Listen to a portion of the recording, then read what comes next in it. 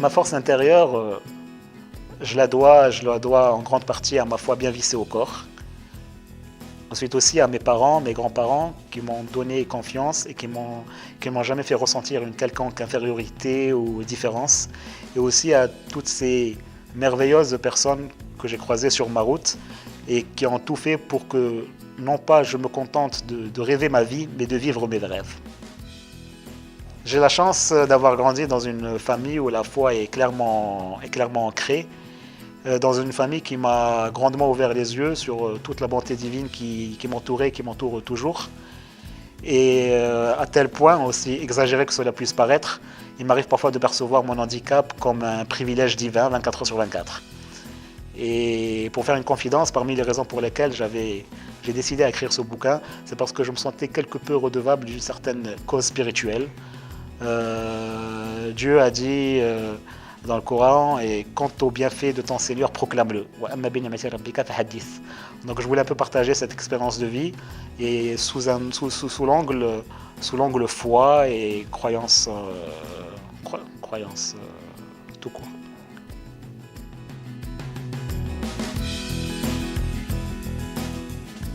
J'ai appris de cette expérience, comme de mes rencontres avec des personnes d'autres convictions et d'autres religions, que bien évidemment, à l'exception de fanatiques et d'extrémistes, toutes les religions prônent l'amour, la cohabitation et le respect de l'autre dans sa diversité. Le salon familial de notre précédente demeure a été le témoin privilégié de mes premières réparties. Pourquoi le salon familial? Parce que c'était la pièce où je passais le plus de temps avec mon frère Larhmo. Et ne pas lui rendre hommage justement sur ce point serait un sacrilège. Parce que c'est en sa compagnie que j'ai appris, développé et aiguisé mon sens de la répartie. Parce qu'il y avait toujours le mot pour rire, la réplique vive et spontanée, enrobée d'une touche humoristique pour amuser la galerie et et fendre l'armure. Et c'est aussi en sa compagnie que j'ai saisi l'importance de s'attacher à l'autodérision, à l'humour, parce que d'une part, ça permet un peu de libérer les gens qui ne nous connaissent pas de cette gêne qu'ils auraient pu ressentir face à notre handicap, et aussi ça me permet aussi de balayer cette respectabilité parfois un peu démesurée que mon cas me donne. L'envie était bien là, mais Dieu avait d'autres projets pour moi, alhamdoulilah, je ne regrette rien. Aurais-je pour autant été plus épanoui ailleurs? Et là je réponds pour moi, je n'en suis pas si sûr. Parce que j'ai eu la chance de côtoyer des professeurs, des directeurs, des camarades, des collègues, une hiérarchie qui ont tout mis à ma disponibilité et qui m'ont rendu tout accessible et m'ont permis de m'épanouir dans mon travail au quotidien et dans mes études aussi au quotidien.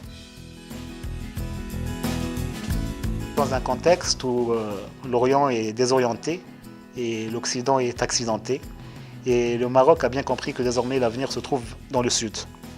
Et vice-versa, les pays subsahariens ont toujours perçu le Maroc, vu son emplacement géographique, comme une terre d'accueil et de transit avantageuse, mais aussi comme un pays grand frère duquel ils peuvent bénéficier d'un transfert de compétences et de savoir-faire. Et pour répondre à votre question, les deux parties ont bien intégré cette notion win-win dans leurs rapports et relations. Me concernant, les différents accompagnateurs béninois qui ont traversé et qui m'ont côtoyé durant un passé proche, je pourrais dire que certains sont venus dans ma vie comme une leçon et d'autres sont venus dans ma vie comme une bénédiction. Je n'ai pas de joueur préféré, mais je suis plutôt nostalgique d'une équipe, celle fin des années 80, début des années 90, qui avait fait la fierté non seulement d'une communauté ouidadi, mais de tout le Maroc et de tout le monde arabo-africo-musulman.